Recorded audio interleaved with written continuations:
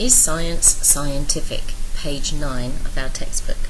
Now, if you remember last time, we were talking about how phenomenologists say that in fact science should be considered as a social construct. So let's have a look at what different theorists have said about science being scientific in the agreed definition of what science is. So while there has been considerable pressure on sociologists to consider what they mean by their use of the word science, the use of this word by natural scientists has also come under the microscope. What does it mean to call their work scientific?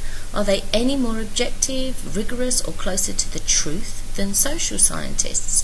Even if objectivity is possible, should these scientists want to claim detachment from the objects they study? At first sight, it seems easy enough to assume that what natural scientists do is to systematically record observations of the patterns of behaviour and movement of matter, without preconceptions of what they might find. As many philosophers of science have pointed out, though, the process is more complex and less objective than it first appears. So whilst science claims that it is very objective, in fact maybe there are reasons behind why people are doing those experiments or why they want to find out about how something happens. And so really it's not that a scientist stands outside what they're doing and don't interact with it. So therefore sociology could be regarded as a science because they want to interact with the subjects that they are studying as well. So these are the viewpoints that have been put forward. Popper. The very idea of deriving conclusions from the process of making observations is itself problematic. Although 999 white swans may have been observed floating past a point on a river, it is a logical mistake to assume that the next swan to swim past will also be white. This is what Karl Popper in 1963 identifies as the problem of induction. It cannot be assumed that what has always happened in the past will always happen in the future. It follows for Popper that collecting more and more data about an event will not prove a proposition to be true, as there is no reason why past events should predict the future. The black swan of scientific data may well be around the corner, waiting to drift into view. And if we think about what science is, it's when they get these anomalies in results that scientists then will research further, and this may be where they find a new law or a new theory. So therefore the whole point of science is that it is progressing on and it is developing new laws all the time, as more and more is understood by people.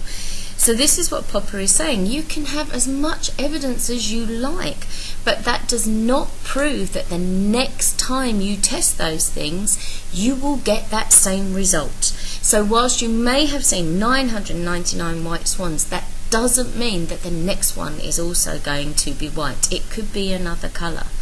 When I used to do chemistry at school, my chemistry teacher used to always laugh because somehow whenever I did an experiment, the wrong things would be happening. I would be burning some chemical or other in a test tube, and everybody else's would be turning yellow and glowing nicely. Mine would have flames shooting out the top of the test tube and going all over the place. And my chemistry teacher would just look at me and say, "That's not what happens. Put it down. Go and look at somebody else's." Now actually maybe I was making some new chemical discovery, but unfortunately what he wanted me to learn had to fit with what the syllabus said. Maybe I should have been famous as a great scientist, a great chemist, but unfortunately because my chemistry teacher was taking that view of this is the right answer, it can't be anything else, nothing new was discovered. Okay, and Popper is saying you can't make assumptions just because you have all of this data. There could always be something else around the corner. And just because a person does the same thing the first time, twice when you do something to them, it doesn't mean they'll do it the third time that you do it to them. If I walk up to a student in the corridor and I slap them round the face, they may not react in the way that they would react to somebody else because it's me, but then if I did it to them a second time, they may think, enough, she keeps slapping me, I'm going to slap her back, or something of that ilk. So we have to realize that those things can change. So I may think I know how somebody is going to react, and sometimes people surprise us with the way that they react. And this is what Popper is telling us to be really careful about. Instead, Popper argues that scientists should proceed by looking not for the proof of their hypothesis, but for their disproof. Although it cannot be proved that something is true, only that something has always happened that way in the past, the best evidence will be that it has not yet been disproved or falsified. Now, if you look at the arguments for the existence of God, people will there are all sorts of theories on this, but actually believing in God is about faith. So if a scientist wants to disprove the existence of God, that's what they have to do. Not call on religious people to prove God, but actually come up with something that disproves him. And this is Popper's point. If you can disprove something, then you are actually getting to it. But if all you can do is provide me evidence that this is what happens all the time, something can be thrown up that argues against that. Science must abandon the inductive method of attempting to make theories fit facts and adopt a deductive method where facts are only admitted into a theory through the process of falsification. Okay, so science is using induction, but he's saying what we have to use are deductive methods. Okay, so we have to falsify something for us to actually fully understand it, because we can find data that proves what we want to prove. The same way as we can find statistics or quotes to prove what we want to prove. But if you don't put them into context, actually you could have used them in completely the wrong way. So this is what Popper is saying science has to do. Kuhn.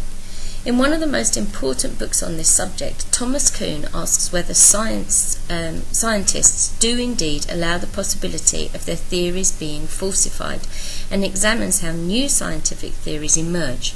According to Kuhn, scientists work not as individuals but as part of a community. Within this scientific community, a consensus exists about the nature of the world they are investigating. Okay? So all scientists agree, in principle, about how the world functions and how everything fits into it. Kuhn calls the theoretical framework that results from this consensus a paradigm.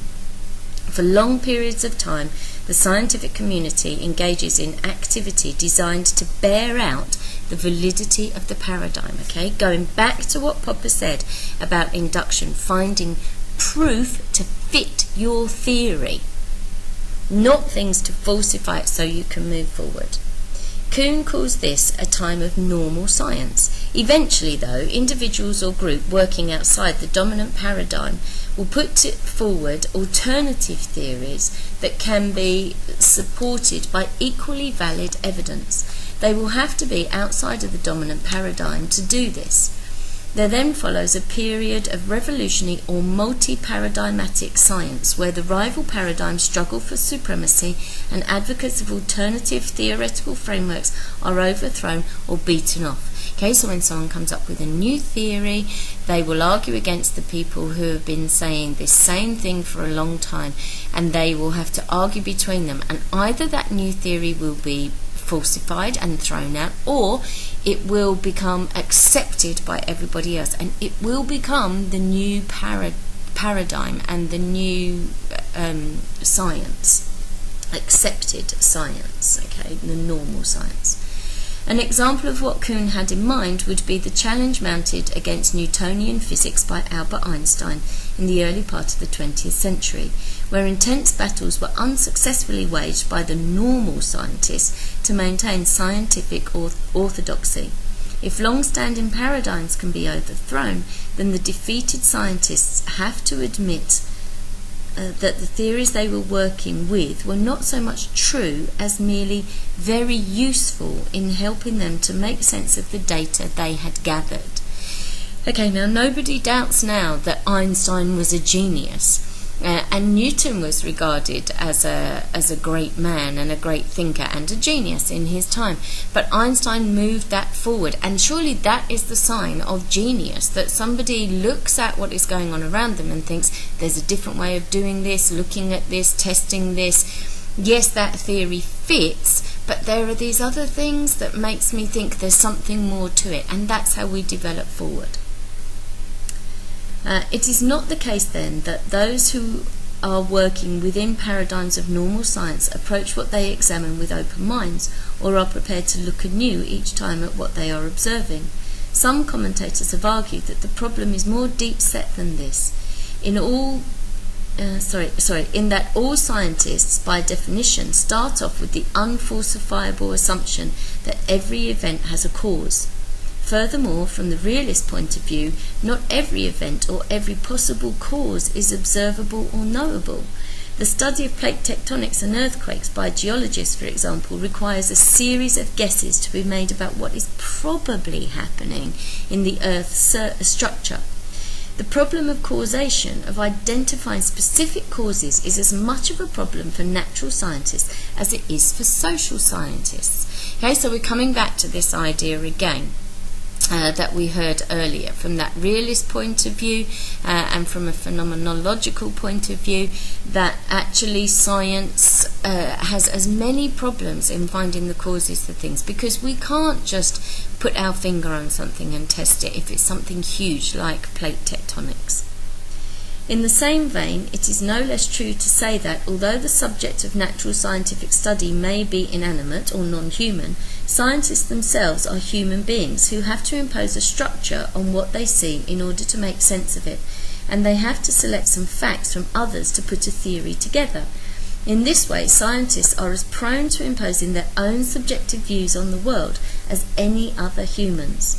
That they need to choose to prioritize some data means that they are making value judgments about which data is most helpful to test their hypothesis.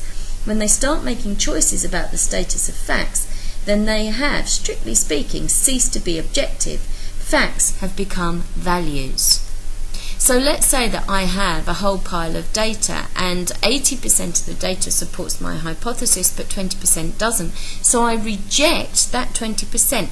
I have made a value judgment. That 20% is not needed in this because 80% proves what I'm trying to say. So immediately I have stopped science from being objective and I have made it subjective because I have made a decision and I have used my human influence rather than the influence of inanimate objects.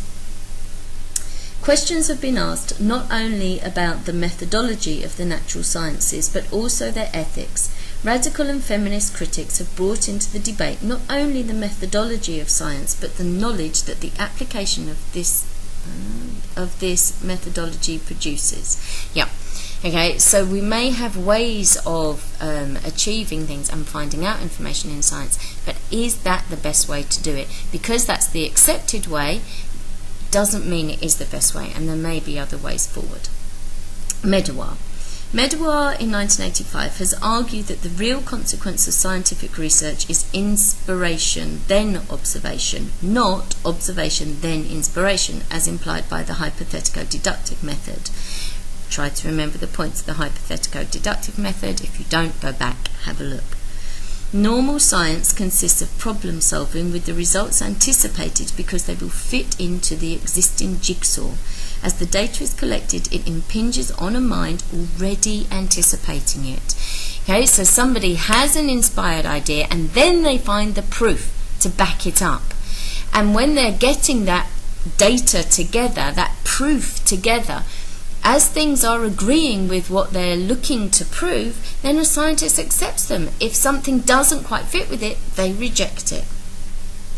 What Medawar is suggesting is that the actual process of research may follow no logical pattern, but this reality is hidden from the public because scientific papers omit false starts, changes in direction, and dead ends. So a scientist may have done other experiments, but they don't include those in their final write-up because nothing came of them. Some scientific evidence has been found to be fallacious. Lynch studied the work of scientists who were carrying out laboratory investigations into the brain functioning of rats. He found that the types of features they were looking for and expected to find influenced many of their conclusions. In other words, they were using the data they collected to confirm their theories rather than keeping an open mind and seeking to test their ideas objectively. So, when we test on rats and we say it's okay to test on rats because they're very similar to humans, maybe that's not true, and scientists have found the data to support that so that they can do the testing and then correlate it to human beings rather than testing on humans. Big science. Sociologists have argued that scientific knowledge in the natural world arises from an objective and independent search for truth, and also from the priorities and values of those who have funded the research. For Leslie Sclair, what most people think of as scientific knowledge is better thought of as big science, research undertaken to further the control and interests of the military-industrial state over its people. So what funds scientific research? Okay, if the government will provide large amounts of money for research into arms development, then those are the things that scientists are going to look at. There may be a scientist who's working really hard to find a cure for an obscure form of cancer, let's say. But they won't get the funding for that because the government don't see, or big businesses and companies do not see the validity in that research, and so that research will be lost. So science is controlled by what works best for society. Examples of this would include research into space and weapons technology, or business-led research into systems whose sole aim is profit maximization. The resulting popular image is of scientists as men in white coats developing large-scale and impersonal structures on multi-billion-pound projects without regard for how their creations will be used.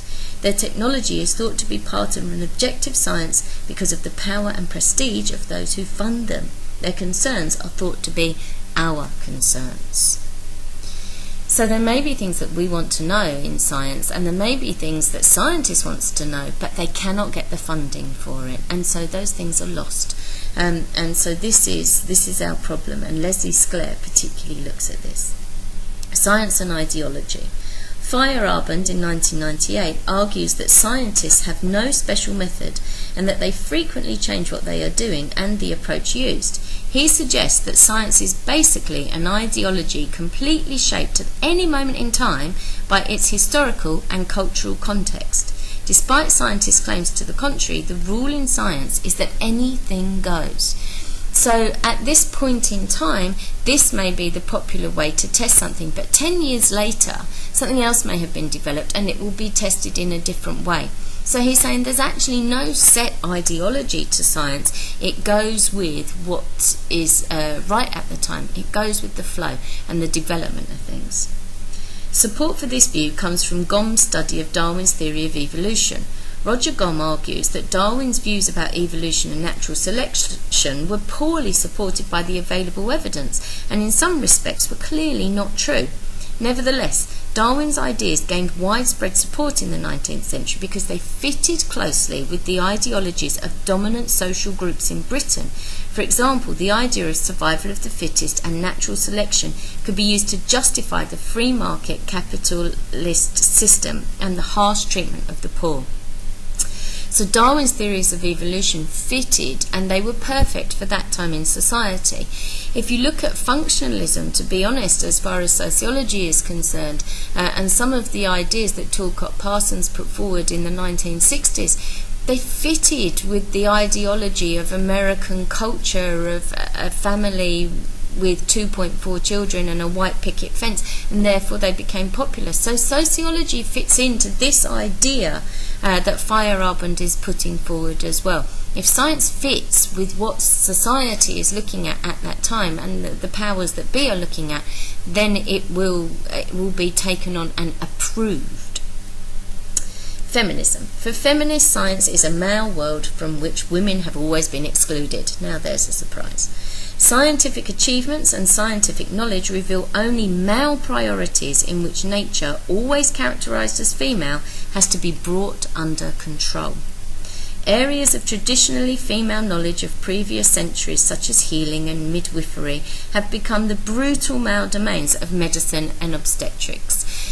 Okay, so things that were always left to women to deal with, now men have taken over and are dominating through scientific advancement. For Hilary Rose, it is a male science that has brought about the mechanisation of childbirth through routine induction, massive pollution of the environment, and the ultimate terror of nuclear holocaust, as well as forms of contraception based on controlling women's rather than men's fertility. Okay, so why is there nothing that a man takes that alters the chemical balance in their body, but for women to use birth control, they actually have to talk about taking something into them that changes the chemical balance in their body. And this is because these things have been developed by men. In the same way, giving birth. Now, if you actually go back to creation stories in the Bible, the punishment for humans when they sin against God is that men have to work the land hard and women have to have pain in childbirth. Men worked on getting rid of that problem in working the land by developing the machinery. Pain in childbirth is still there. But there are obviously now many medical advances to help with that, but that took a lot longer, and this is that male dominance of science, not approaching things from a female point of view and thinking about what will help that part of society. Male science is not objective if objectivity is thought only to concern how scientific research is done and not the reason why that research came into existence or what the social consequences are. Sandra Harding states that defining what is in need of scientific explanation only from the perspective of bourgeoisie white men's experiences leads to partial and even perverse understandings. An androcentric, male-centered picture of nature and social life emerges from the testing by men of hypotheses generated by what men find problematic in the world around them. Okay, so everything is only from a male perspective, and therefore our understanding of science is a male perspective, and we need females to come into this to be able to change things a bit. It was, after all, this very same male-centered science that claimed to have proved that women were biologically and socially inferior to men. Furthermore, it is men alone who have produced the technology to make chemical and nuclear weapons. Be careful there, what did Marie Curie develop? If women are to enter the exclusive world of male science, then feminists have argued science must be reconceptualized and made more humane. Scientists themselves have to become accountable for their actions. Technology will be seen not as value-free, but assessed in terms of the impact it has in bringing about meaningful change in social relations. Men as well as women would be seen as capable of reproduction. Given that scientific advance has relied as much on inspired guesses as its own methodology, a feminist perspective would reintroduce and re-legitimize the intuitive approach. In this way, science will become a means of enhancing human freedom rather than being a threat to survival as at present. What has been a defensive and conservative discipline will become healthy and liberatory. Okay, you have to look very carefully at the language here because, again, there is a bias in here that is coming through. Okay, that women are more intuitive and therefore you apply that to science. But, this is the idea that actually what we should look at is the impact and how meaningful those scientific developments are, and that could come through involving females in the process. It can be argued then that there are a number of ways in which the supposed objectivity of science can be questioned, to such an extent that belief in objectivity in science within and without the scientific world is now crumbling. If this is the case, then it begs the question of the status of sociology as a social science, conceived specifically to emulate the achievements and aspirations of natural science. So why should sociology want to be like natural science? There are biases in it, there are areas of society who aren't included in it, so why would we want to do that? And in fact, maybe science is lying when it tells us that it is really objective. Maybe we would get to the same conclusions and take vaguely different routes to get there, but that has to be an option. So why does sociology even want to be like natural science?